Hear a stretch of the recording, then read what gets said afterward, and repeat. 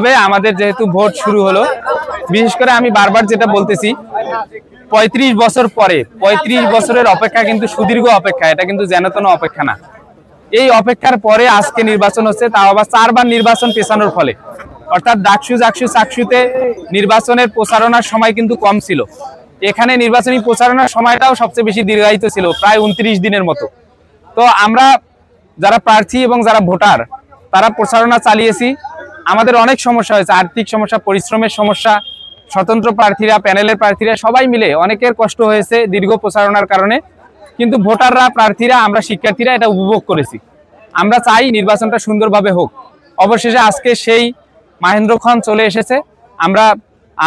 আমি একটু আগেই ভোট দিলাম, আলহামদুলিল্লাহ নির্বাচনী পরিবেশ এখন পর্যন্ত সুষ্ঠু মনে হচ্ছে এবং শিক্ষার্থীরা উৎসবমুখর পরিবেশে ভোট দিচ্ছে।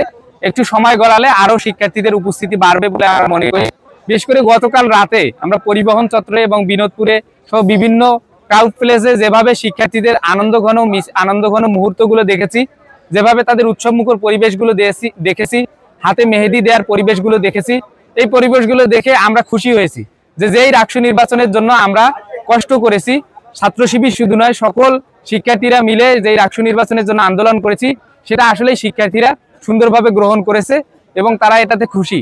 আলহামদুলিল্লাহ আমাদের আশা করি ভোট কাস্টিং অনেক বেশি হবে এবং এই নির্বাচন কমিশনের জাজমেন্ট আমরা এখনই দিতে চাই না, নির্বাচন কমিশনকে আমরা জাজমেন্টে রাখতেছি।